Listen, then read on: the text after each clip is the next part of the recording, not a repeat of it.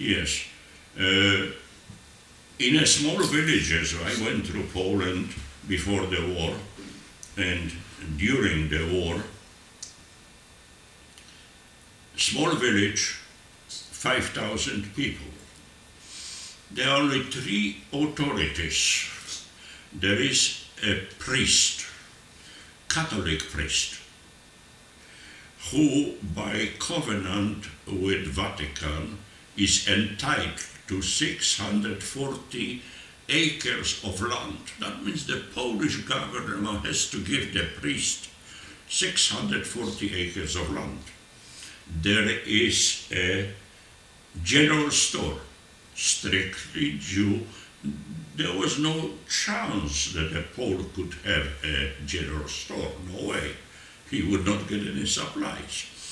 There was a teacher that was educated, and most probably he was the head of the school, and he was Jewish.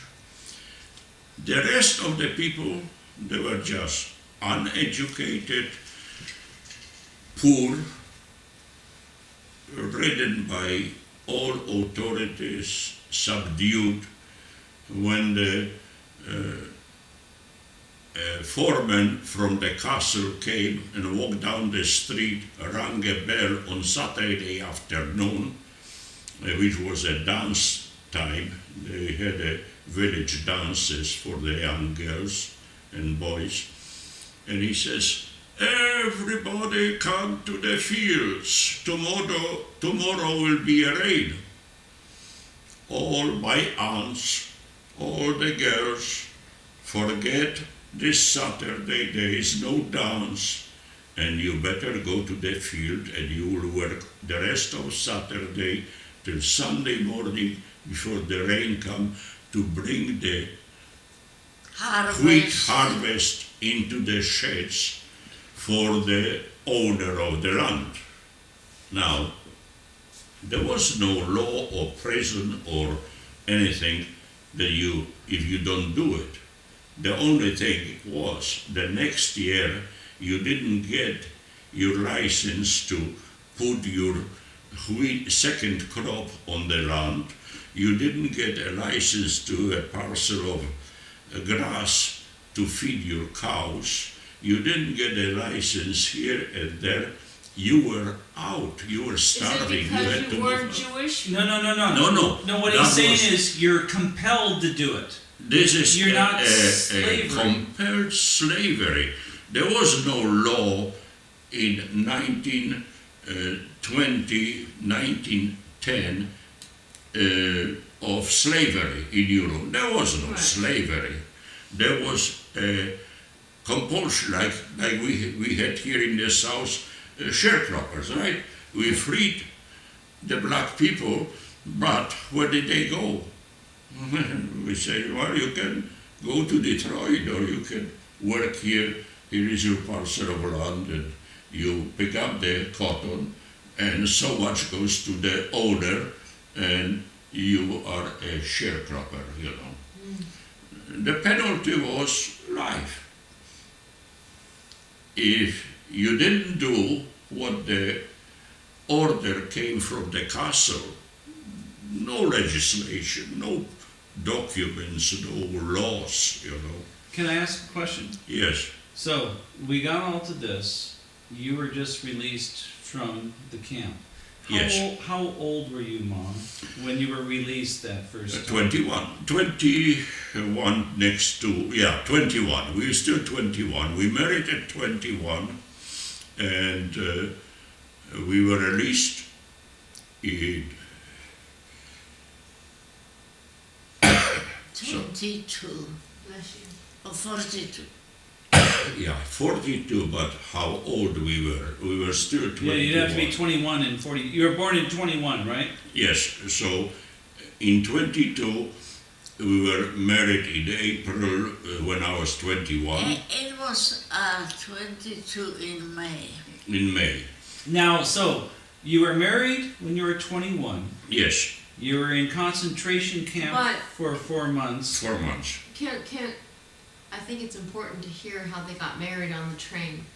with the train tracks and how you guys snuck away Those are and details. defied the authorities because you knew you would be outlaws. Did you cover them? Did you already cover it? We went over the marriage and how they got married, but not necessarily. Yeah. So It they was were no- outlaws. It wasn't. how they- It wasn't detailed as that. Okay, let's go in Clara. how you got married and Clara. why you got married. Well, first, Henry, I think it's important. I'm sorry. When you first gave her a ring, you were 5 years old. Tell them that story, and then tell them 10 years. 10 years old. 10 years old, and then you quickly go to that. We have quickly. that. We went. Yeah. We have that. That they were Oh, with the brass ring. With the We brass have ring, that, okay. and her mother told her that it was Got going to make her okay. finger green. So when and you that- guys decided to get married, you had to take a train. Oh, Yeah. that's the story how the marriage actually took place, right? Right. Yes. Because Yeah. it was illegal at It the was time. Easter 1942. I was 20-year old. She was just 1 month short. And I figured out the conniving. And she came to Spitkowice, where I was. And you know how it was? The train went real fast. But Spitkowice wasn't on the line to stop. But you know what happened? That one brake got so hot that they had to stop. They had to stop the train. You know, the axles of a train get hot, and they catch on fire, and the whole train. That was the Polish Yeah. And, railroad people. yeah. We got on the train on Saturday, and eventually the train, after a few hours in Spitkowice, went over the borderline between Germany and the occupied territory of Poland. Okay, that's the borderline. And on the other side, there is a town where we got out of the train. I already arranged it with the controller there that he will stop the train for unknown reason, and we can jump. No, it was the brake. No, the brake was in Spitkowice. On the other side, on the Polish side, Wadowice, we got off the train. Anyhow, she went to the family of the Polish traffic controller. And she slept there. And of course, under this Catholic thing, I couldn't go with her.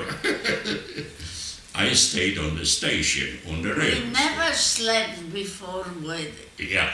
So, Well, Mom, come on, do we believe that? Do we yeah, it's hard to believe, but it does happen. Anyhow, it did happen. Look, the girl that ran away from a wedding. Yeah. Oh, that's a my neck of the woods.